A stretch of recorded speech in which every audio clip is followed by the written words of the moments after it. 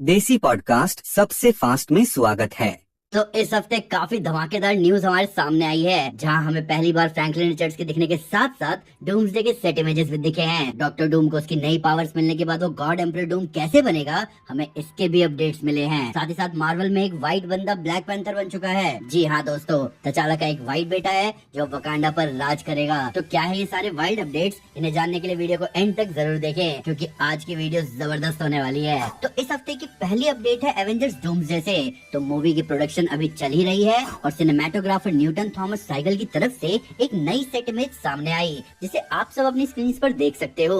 और इस set image को देखकर हम साफ साफ बता सकते हैं कि ये तबाह हो चुका एक्सपेंशन का हिस्सा है। और ऐसा इसलिए क्योंकि अभी हाल ही में देखे एक्सपेंशन के कोर्टयार्ड की पिक्चर सामने आई थी, जहां इंटेंस बैटल हुआ था, ऐसा हम देख सकते हैं। और उसके ठीक बाद उसी लोकेशन से ये तस्वीर सामने आई है। तो पिछले कुछ टाइम से हमारे सामने जितने भी सेट इमेजेस आ रहे हैं एवेंजर्स डूम्सडे के, उसमें मोस्टली सेट इमेजेस एक्सपेंशन के दिख रहे हैं, जो कि इंडस्ट्री इनसाइडर डैनियल रिकमैन की कई सारी रिपोर्ट्स को सच साबित कर रही है कि एवेंजर्स डूम्सडे मूवी में कई सारे एक्समैन वाले लोकेशन हमें देखने को मिलेंगे। वही उनका एक रिपोर्ट ये भी था कि मूवी में डॉक्टर डूम सेंटिनल्स का यूज करेगा एक्समैन से भिड़ने के लिए। तो शायद एक्सपेंशन का ये fight scene Avengers versus X Men नहीं, बल्कि एक्समैन वर्सेस सेंटिनल्स वाली फाइट हो। वही हमारी अगली अपडेट है फैंटास्टिक फोर फर्स्ट स्टेप से।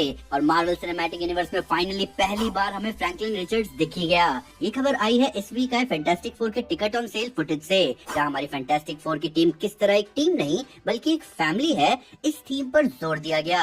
और इसी टीजर में एक शॉट है जहां हम बेबी फ्रैंकलिन रिचर्ड्स को देख सकते हैं। अब इस बच्चे के दिखते ही हम साफ साफ कह सकते हैं कि हायरार्की ऑफ पावर एमसीयू में बदलने वाली है, क्योंकि ये बच्चा अपने बचपने में ही कई सारे कैरेक्टर से बहुत ज्यादा पावरफुल है। और मार्वल सिनेमैटिक यूनिवर्स में बेशक सेंट्री की तरफ फ्रैंकलिन रिचर्ड्स को भी नर्फ कर दिया जाए, वो भी 10,000 गुना, तो भी ये कैरेक्टर गैलेक्टिक लेवल पर बहुत पावरफुल साबित होता है। तो एमसीयू फैंस तैयार हो जाओ मार्वल कॉमिक्स के one of the most overpowered reality warper से मिलने के लिए, क्योंकि फ्रैंकलिन की पावर्स के आगे वांडा का हेक्स भी मोमबत्ती जैसा है। अब अगली खबर खुद हमारे लोकी यानी कि टॉम हिडलस्टन की तरफ से है। तो जिम्मी किमेल लाइव पर बात करते हुए टॉम ने लोकी के स्टेटस के बारे में बताया। टॉम ने कंफर्म किया कि लोकी अभी भी कस्टोडियन ऑफ द मल्टीवर्स है एमसीयू में, और वो अभी भी पूरे मल्टीवर्स के टाइमलाइंस को थामे हुए है। आगे टॉम हिडलस्टन ने बताया कि जब एवेंजर्स डूम्सडे की कास्ट अनाउंसमेंट हो रही थी, तो वो पूरे कॉन्फिडेंट थे कि वो इस मूवी में होंगे ही। और इसी वजह से जब उन्होंने कास्ट लिस्ट में अपना नाम देखा तो वो ज्यादा सरप्राइज हुए नहीं। तो दोस्तों, इसे कहते हैं कॉन्फिडेंस।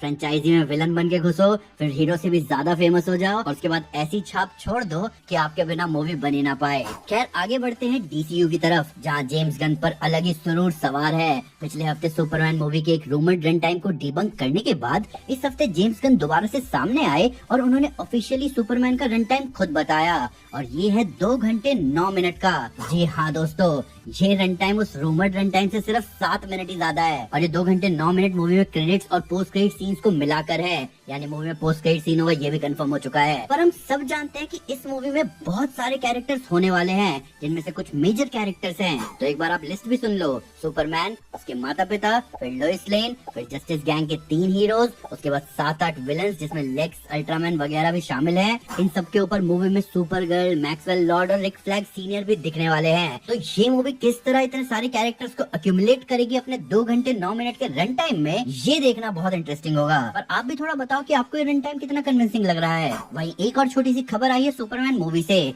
जहां एक्स पर सुपरमैन अकाउंट से मूवी के कुछ नए पोस्टर्स रिलीज किए गए हैं, जिन्हें आप अपने स्क्रीन पर देख सकते हो। अब एक गजब की रूमर सामने आई है डॉक्टर डूम के पावर से रिलेटेड, जहां वो सीक्रेट वॉर्स में गॉड एम्परर डूम कैसे बनेगा ये बताया गया है। तो industry scooper my time to shine की तरफ से रिपोर्ट आई है, जहां उन्होंने बताया कि डॉक्टर डूम फ्रैंकलिन रिचर्ड्स को इस्तेमाल करेगा अपने प्लान्स को एग्जीक्यूट करने के लिए। और इस वजह से अब ये बात और क्लोज जाती दिख रही है कि डॉक्टर डूम हमें एवेंजर्स डूम्सडे से भी पहले fantastic four first steps movie में ही देखने को मिल सकता है। तो रूमर के हिसाब से मूवी के पोस्ट क्रेडिट सीन में जब सू फ्रैंकलिन के कमरे में एंटर कर रही होगी, तो फ्रैंकलिन के बगल में डूम पहले से बैठा हुआ होगा।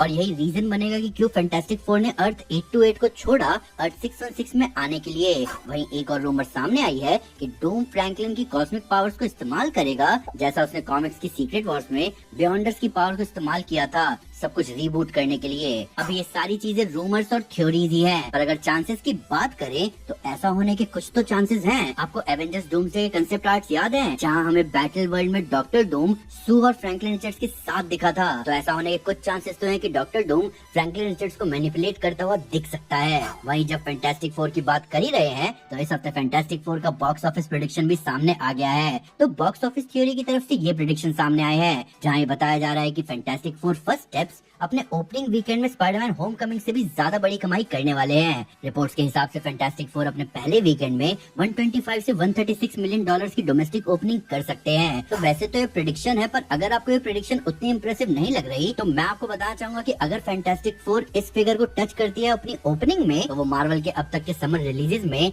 डेडपूल एंड वुल्वरीन और थॉर लव एंड थंडर के बराबर खड़ी होगी। और अभी जैसी मार्वल सिनेमैटिक यूनिवर्स की हालत है, उन्हें यही चाहिए। और ऐसा भी नहीं है कि मूवी $1 बिलियन कमाएगी तभी कुछ बड़ी बात होगी। मूवी अगर अपनी कमाई में 700 से 800 मिलियन डॉलर्स का मार्केट टच करती है तो भी ये बहुत बड़ा विन माना जाएगा मार्वल की तरफ से। अब अगली अपडेट है एमसीयू से, जहाँ एक रूमर सामने आया है माई टाइम टू शाइन की तरफ से, जहाँ ये बताया जा रहा है कि एमसीयू बेला रामजे को एक बड़े मार्वल रोल के लिए अप्रोच कर रही है। अब ये रोल क्या और किस बारे में होने वाला है, इस बारे में तो कोई अपडेट नहीं है, और कई सारे मीडिया आउटलेट इस खबर को आगे पुश कर रहे हैं, जिसके बाद ऑडियंस का रिएक्शन देखना बहुत इंटरेस्टिंग है, क्योंकि इस रूमर के सामने आते ही कुछ लोग इसके झूठे होने की प्रार्थना करने लगे। ये लोग मेनली गेमिंग कम्युनिटी को बिलोंग करते हैं, जो कि द लास्ट ऑफ अस में बेला रामजे की कास्टिंग से कभी खुश थे ही नहीं। अब देखना ये है कि अगर ये खबर सच होती है तो बेला रामजे हमें एमसीयू में कौन से कैरेक्टर के रोल में दिख सकती है। पर मैं आप लोगों से जानना चाहूंगा कि आप बेला रामजे को किस कैरेक्टर के रोल में देखना चाहोगे। अब जनरली सुपर न्यूज में हम कॉमिक्स की न्यूज तो नहीं बताते, पर अभी मार्वल कॉमिक्स में तचाला का एक व्हाइट बेटा सामने आ ही गया है। जी हाँ दोस्तों, और इस कैरेक्टर का नाम है किटीमा। किटीमा तचाला और उसकी पुरानी लव इंटरेस्ट मोनिका लिन का बेटा है, जो कि अपने पिता से इतनी नफरत करता है कि वो वकांडा तचाला को रिचुअल फाइट के लिए चैलेंज देने आ गया है। ये स्टोरी अभी हाल ही में शुरू हुई Marvel Knights the world to come के इशू 1 में। अब उस रिचुअल फाइट में तो तचाला का अपर हैंड है, पर किटीमा यील्ड करने को तैयार नहीं है, पर तचाला किटीमा को हरा देता है। पर वहीं क्लेरिक एम तचाला से कहते हैं कि फाइट तब तक खत्म नहीं होगी जब तक फाइटर खुद से हार नहीं मानता या तुम उसे मार नहीं देते। और किटीमा ने अभी तक यील्ड नहीं किया है, और वो फाइट वापस से शुरू होती है, जिसके एंड में किटीमा तचाला को हरा देता है। और अब किटीमा लिटरली एक व्हाइट बंदा वकांडा का राजा है और नया ब्लैक पैंथर भी। तो ये स्टोरी तो बहुत वाइल्ड है, क्योंकि यहाँ सच में कुछ नया हो रहा है। अब मुझे नहीं पता कि मार्वल इस रास्ते क्यों जा रहा है, पर मेरा ट्विस्ट है कि ऐसा मार्वल कर रहा है लोगों का अपनी तरफ ध्यान खींचने के लिए, और यहाँ पक्का कोई ट्विस्ट जरूर होगा। तो ये थी इस हफ्ते की सुपर न्यूज। आपका क्या कहना है एक व्हाइट बंदे के वकांडा को रूल करने के बारे में? क्या इसका नाम ब्लैक पैंथर होना भी चाहिए? आपके हिसाब से एक्समैन का कितना बड़ा रोल होने वाला है एवेंजर्स डूम्सडे में? और क्या आपको भी सुपरमैन का रन टाइम छोटा लग रहा है? प्लीज कमेंट सेक्शन में जरूर बताएं। चैनल को सब्सक्राइब करना ना भूले, साथ ही साथ एक स्टेप आगे आकर अपने फेवरेट चैनल को सपोर्ट करें। मिलते हैं दोस्तों अगली वीडियो में। चैनल को सब्सक्राइब करना मत भूलना।